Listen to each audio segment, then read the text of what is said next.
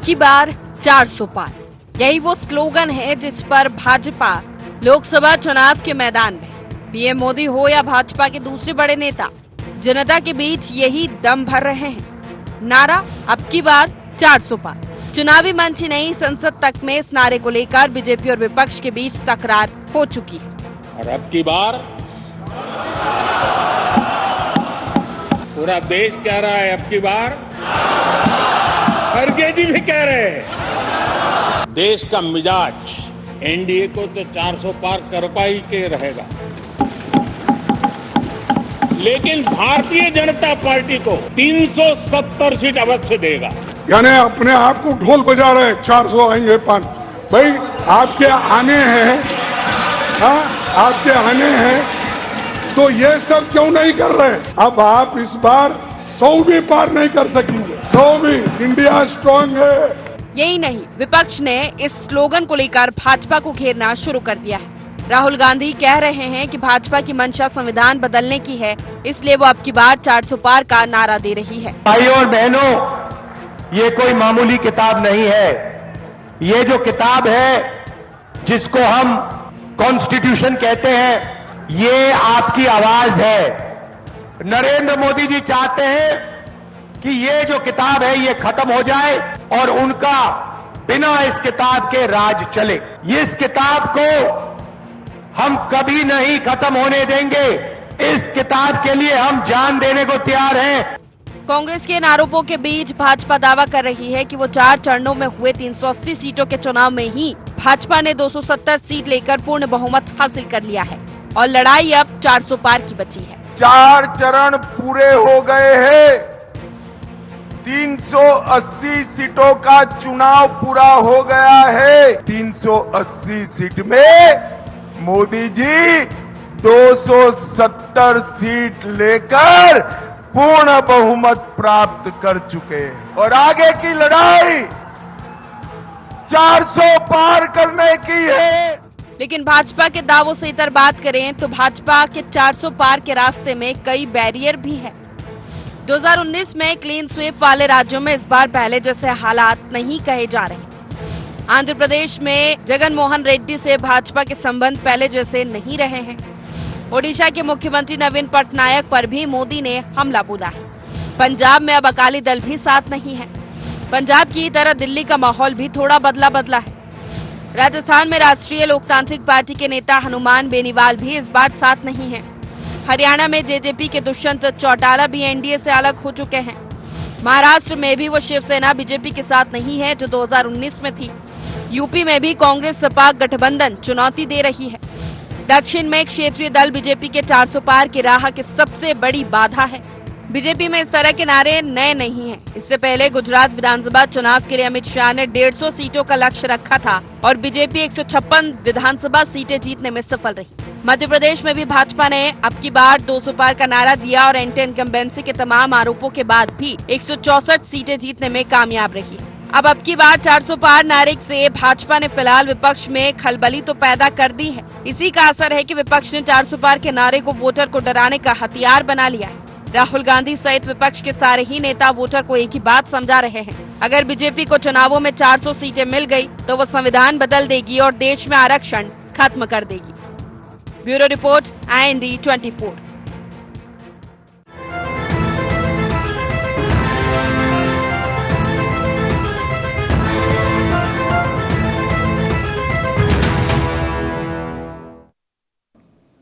नमस्कार, IND agenda 400 पार पर तकरार में आपका स्वागत है। मैं हूं आपके साथ नवीन पुरोहित। चर्चा को विस्तार देंगे, उसके पहले IND एजेंडा के मुख्य बिंदुओं की तरफ एक निगाह डालते हैं। अब की बार 400 पार के दावे में है कितना दम? कार्यकर्ताओं में जोश भरने के लिए तो नहीं है सिर्फ ये स्लोगन। कहां से 400 सीटें जुटाएगी भारतीय जनता पार्टी? संविधान बदलने का डर दिखाकर वोटर्स को मोड़ पाएगा विपक्ष? नमस्कार, इन्हीं सवालों के साथ चर्चा में आप सबका पुनः स्वागत है। भारतीय जनता पार्टी लोकसभा चुनावों में 400 पार सीटें लाने का दावा कर रही है और उन्होंने नारा दिया है अब की बार 400 पार। जब 400 का आंकड़ा आ जाएगा तो लोकसभा और राज्यसभा दोनों सदनों में उनका बहुमत रहेगा और वो अपने अनुसार जो अपेक्षित फेरबदल हैं, जो ज़रूरी फेरबदल हैं, जो संशोधन हैं, वो कर सकेंगे। ऐसा नहीं है कि संविधान में अभी तक संशोधन नहीं हुए, सैकड़ों संशोधन हुए। लेकिन कांग्रेस ये कह रही है कि अगर ये 400 पार आ गए तो ये संविधान को ख़त्म कर देंगे, भारतीय जनता पार्टी लोकतांत्रिक प्रक्रियाओं को ख़त्म कर देगी।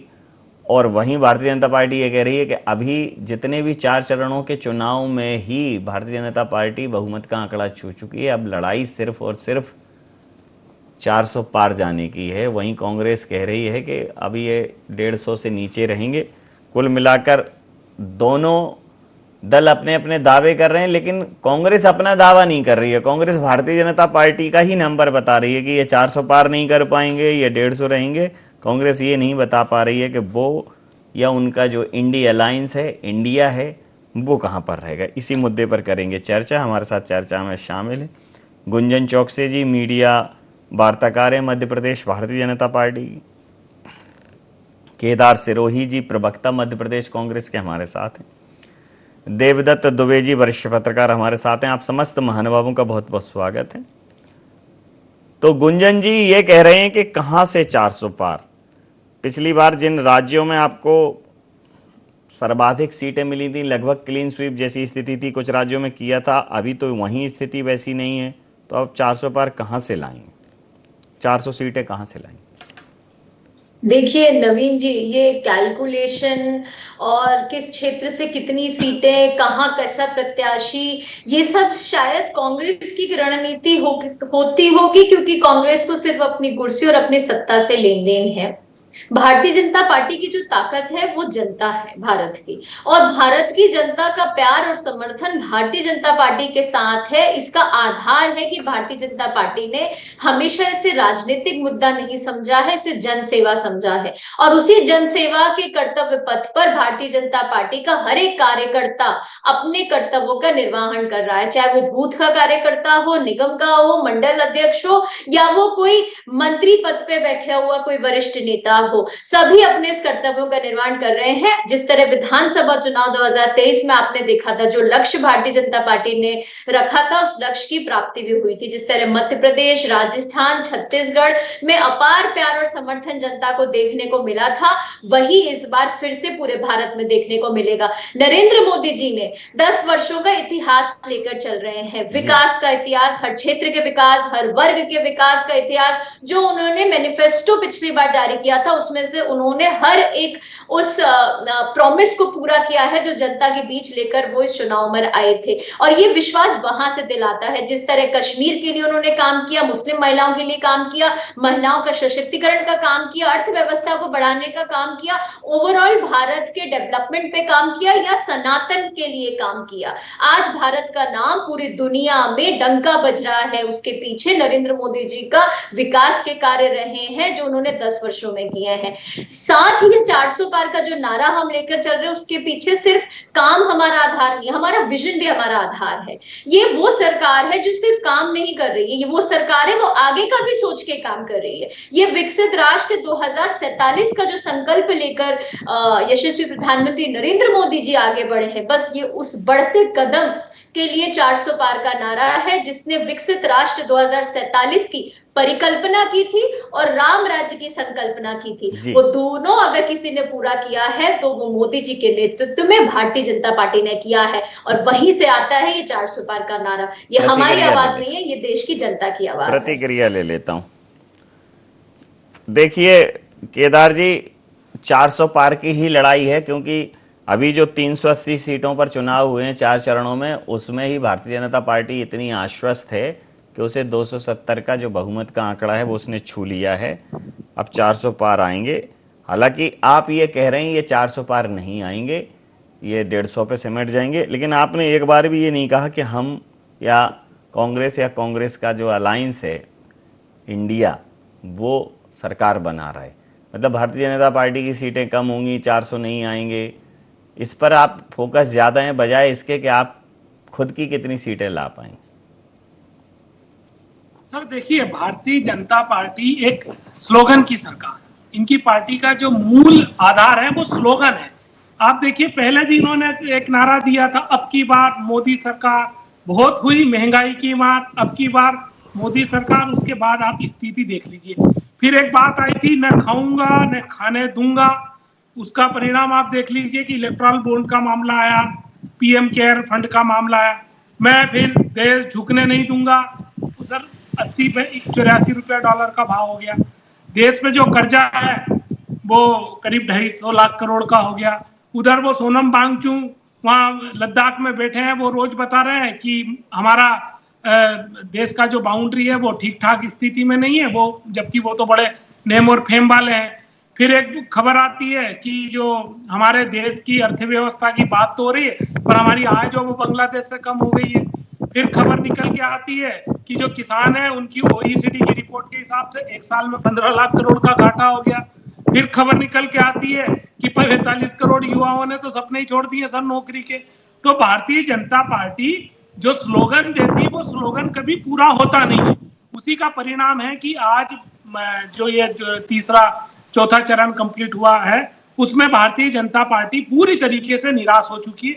इन्होंने एक आर्टिफिशियल माहौल बनाया था, 400 पार 400 पार। ये भले से कह रहे हैं कि ये नारा जनता ने दिया, जनता ने ये नारा नहीं दिया। जनता ने जो नारा दिया वो ये है सर, साउथ में साफ और नॉर्थ में हाफ, ये जनता का नारा है। 400 पार का सर हमने इन्हीं के लोगों के मुंह से सुना है। आप सर बिहार में चले जाइए, वहाँ कितना जोरदार तरीके से लोग काम कर रहे हैं। आप यूपी में चले जाइए, प्रॉपर लगा दीजिए। आपके आवाज क्या है, बहुत ज्यादा उसमें विस्फोट टाइप का हो रहा है। जी आप बोलिए। जी अब बढ़िया आ रही है सवाल ये, और ये ठीक आ रही है सर।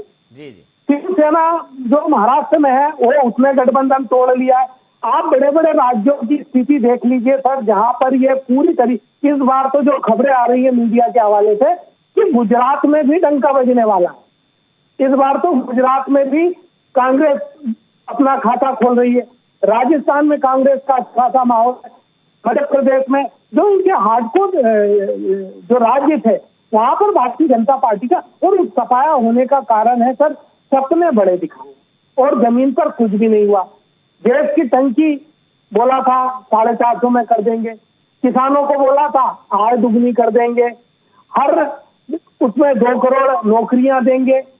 सब जगह जो भारतीय जनता पार्टी फेल हुई है उसका परिणाम ये आया है, जनता की तरफ से निकल के आया कि साउथ में साफ नॉर्थ में हाफ।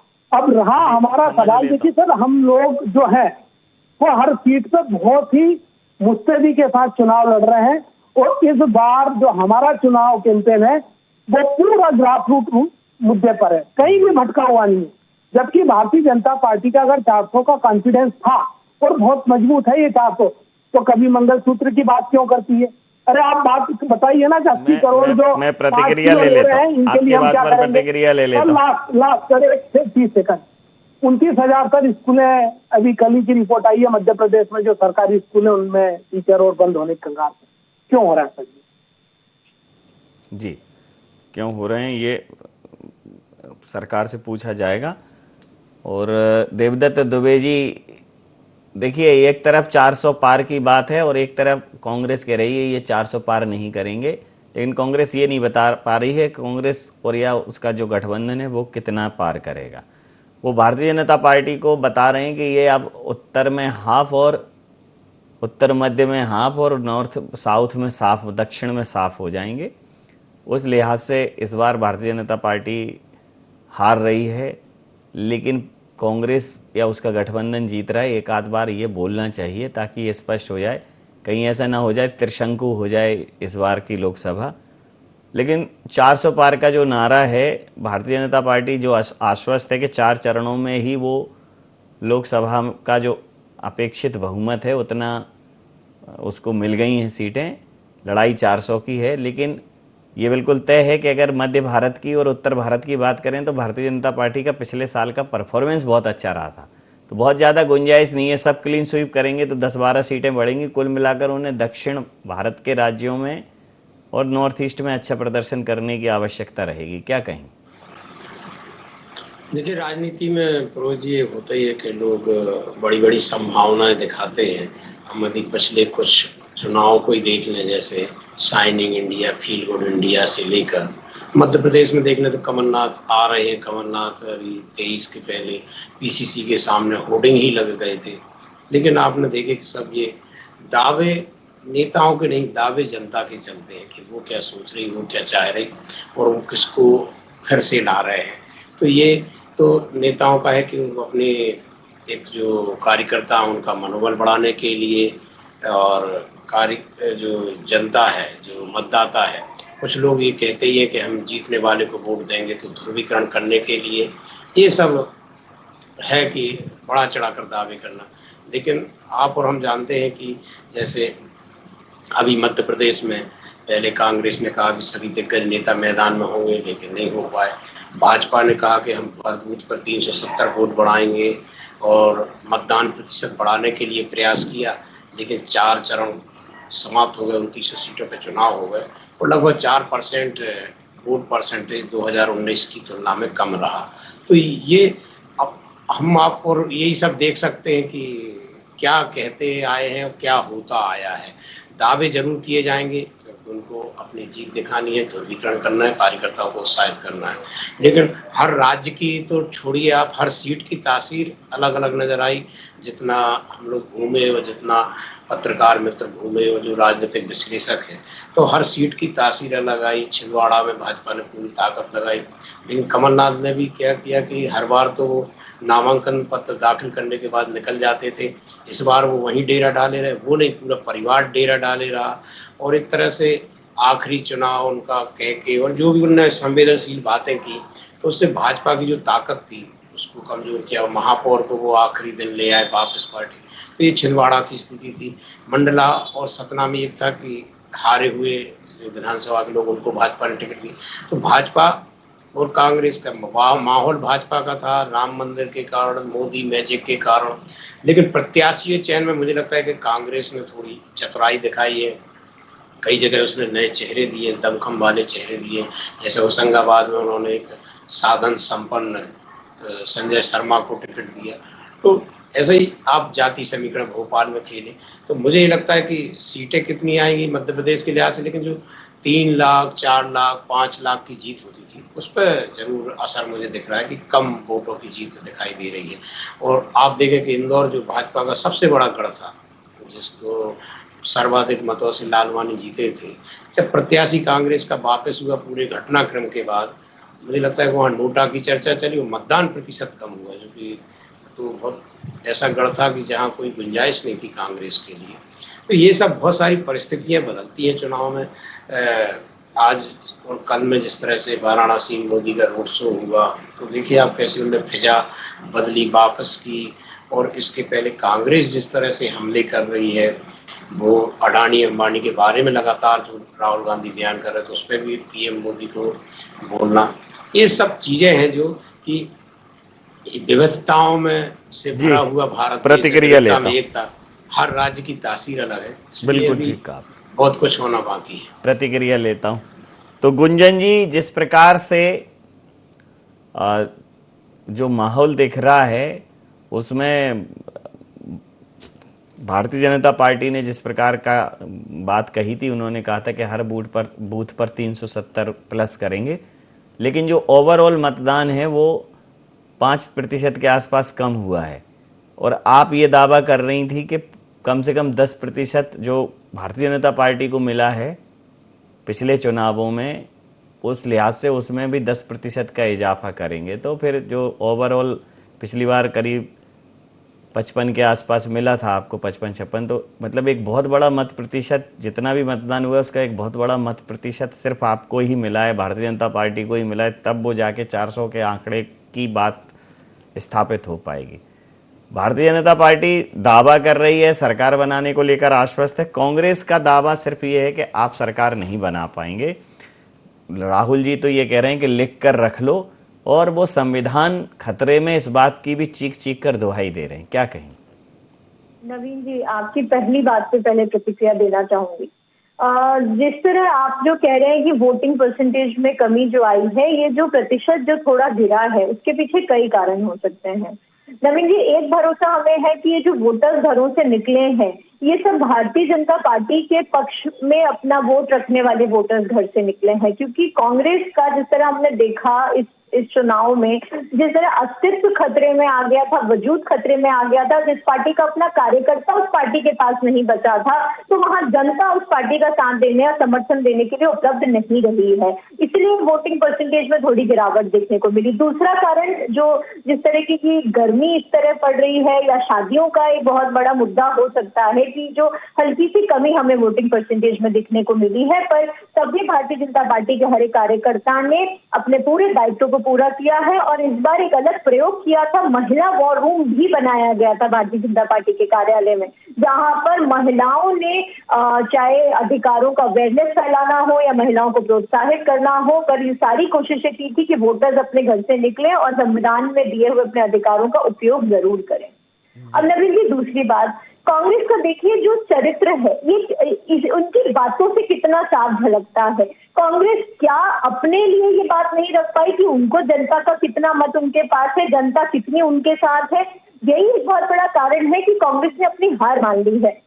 एक सीट का भी दावा करती थी कांग्रेस, लेकिन जिस तरह आपने बार बार सवाल किया, आज कांग्रेस के प्रवक्ता से भी किया और आपने भी अपने शो में कई बार सवाल खड़ा किया कि कांग्रेस कितनी सीट ला पा रही है, इस पे कांग्रेस की चुप्पी है। कांग्रेस सिर्फ जनता को भ्रमित करने के लिए कि 400 पार नहीं बन सकता, संविधान बदल देंगे, आरक्षण रोक देंगे, इस तरीके की निराधार बातें करके हमारी देश की जनता को एक बार फिर से भ्रमित करने की कोशिश कर रही है। लेकिन ये देश की जनता जागरूक है, ये जानती है कि आज आरक्षण के मुद्दे पर किसी ने सवाल खड़ा किया है तो वो कांग्रेस ने किया है।